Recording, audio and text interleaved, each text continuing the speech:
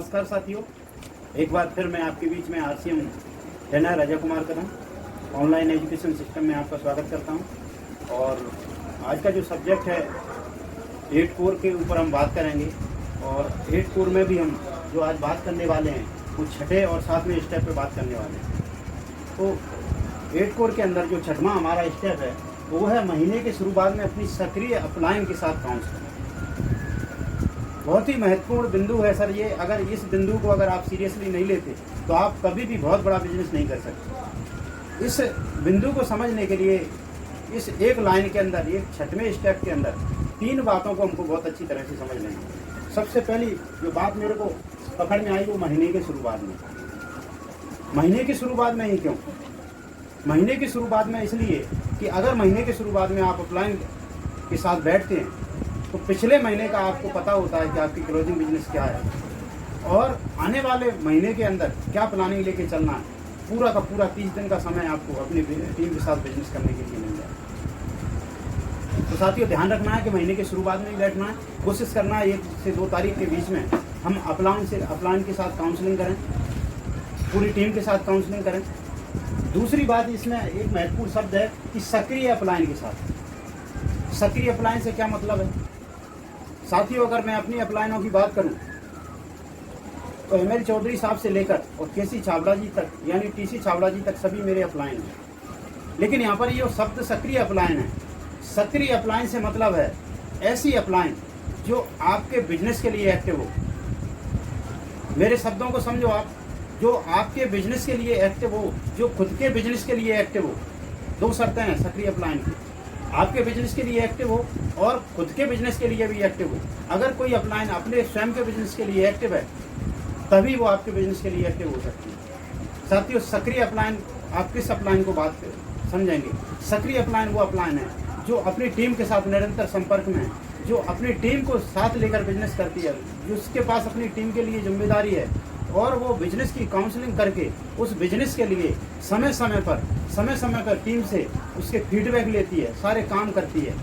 सक्रिय अपलाइन के बहुत सारे मापदंड हैं साथियों। सक्रिय अपलाइन ऐसी होना चाहिए कि जो वो आपको टीम में मैसेज दे रही है वो सारे काम खुद करें। जैसे मैं आपसे उदाहरण के तौर पर बात करूं कि 2 अपलाइन आपके पास है। एक अपलाइन कहती है डायमंड क्लब करो, लेकिन वो करती कभी नहीं। ये आपकी सक्रिय अपलाइन नहीं हो सकती। एक अपलाइन वो है जो आप डायमंड क्लब स्वयं करती है, फिर टीम में प्रमोशन करती है। अपनी दुकान पहले स्वयं खोलती है, फिर टीम में प्रमोशन करती है।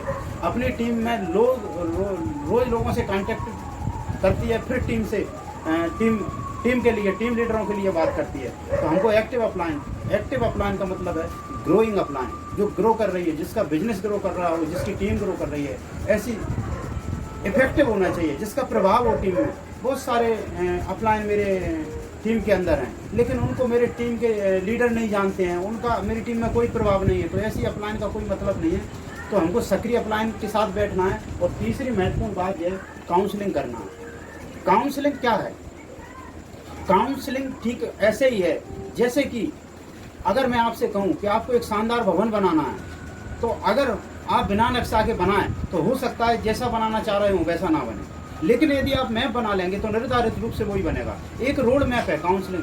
आप अपलाइन के साथ शुरुआत में 1 से 2 तारीख में बैठना है, सक्रिय अपलाइन के साथ बैठना और उसकी काउंसलिंग करना। साथियों मैं आपको बता देना चाहता हूँ कि काउंसलिंग किया हुआ बिजनेस 99% तक सटीक रूप से बिजनेस होता है। और जब आप काउंसलिंग अपनी अपलाइन के साथ करते हो तो उस जिम्मेदारी में जो आपको मिली है उसमें आपकी अपलाइन भी शामिल हो जाती है। ये शानदार मौका है। तो इस तरह से हम छठे स्टेप को हम इस तरह से समझ सकते हैं कि इस महीने की शुरुआत में अपनी एक्टिव अपलाइन के साथ आपको बैठना है और काउंसलिंग करना है। काउंसलिंग किस चीज़ की करना है? पूरे महीने की गोल सेटिंग करना है। इस महीने क्या करना है, किस लीडर को कहाँ ले जाना है, ये सारी बातें उस बैठक में हो जाना चाहिए। साथियों इसका जो नेक्स्ट स्टेप है, 7वां स्टेप है जवाब देने और लगातार काम करने के लिए खुद को डेवलप करें, विकसित करें। जवाबदेही या जवाब देने, दोनों शब्दों में अंतर है। यहाँ पर हमको जवाबदेही भी लेना पड़ेगी।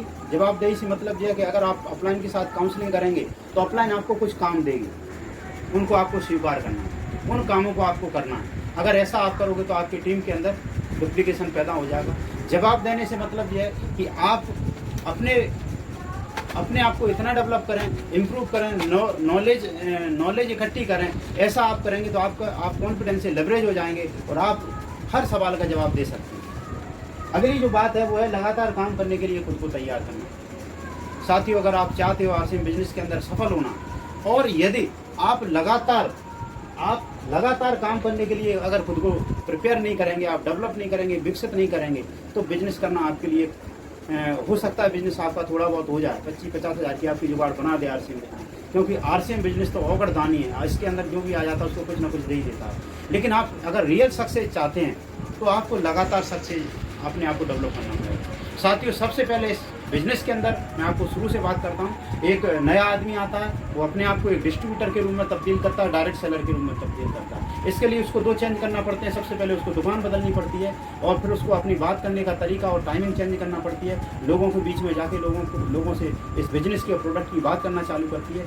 ये परिवर्तन किसको करना है, ये डेवलपमेंट किसका हुआ, डायरेक्ट सेलर का हुआ। इसके बाद आपको अगला जो सेशन होता है, डायरेक्ट सेलर अब लीडर बनने की तरफ बढ़ता है, लीडरशिप की तरफ बढ़ता है, तो उसमें अब उसको खुद में बहुत सारे बदलाव करना पड़ते हैं। उसके पहनावे में बदलाव, उसके रहन सहन में बदलाव, उसके बोलचाल में बदलाव, ये सारे बदलाव उसको करने पड़ते हैं। और ठीक बदलाव ऐसे करने पड़ते हैं जैसे बदलाव उनकी जो बड़ी अपलाइन है, जो सफल लोग हैं, उनके तरह के उसको अपने आप को उनकी तरह उसको डेवलप करना पड़ेगा। साथियों, अगर आप रॉयल्टी हो जाते हैं तो रॉयल्टी पर आकर जितने बदलाव आपके हो चुके हैं तो वो आपके लिए काफ़ी नहीं है।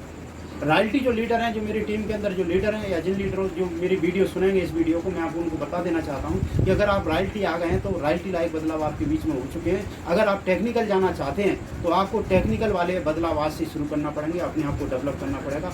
और डेवलपमेंट हमेशा 2 चीज़ों से आता है साहब, एक तो नॉलेज से और दूसरा एक्शन से। आप नॉलेज लें, फील्ड में एक्शन लें। आप नॉलेज लें, फील्ड में एक्शन करें, नॉलेज लें, एक्शन करें। इस तरह से आप ये 7वां जो 4 स्टेप है, ये मैंने आपको बताया। आज मैंने आपको 2 स्टेप के बारे में बात की है। 6वें स्टेप के बारे में कि सबसे महीने के शुरुआती दौर में आपको सक्रिय प्लान के साथ काउंसलिंग करना, और दूसरी आपको जवाब देना और अपने आप को खुद बिजनेस के लिए तैयार करना। साथियों, नेक्स्ट वीडियो में फिर मिलेंगे आपके साथ। जय आरसी।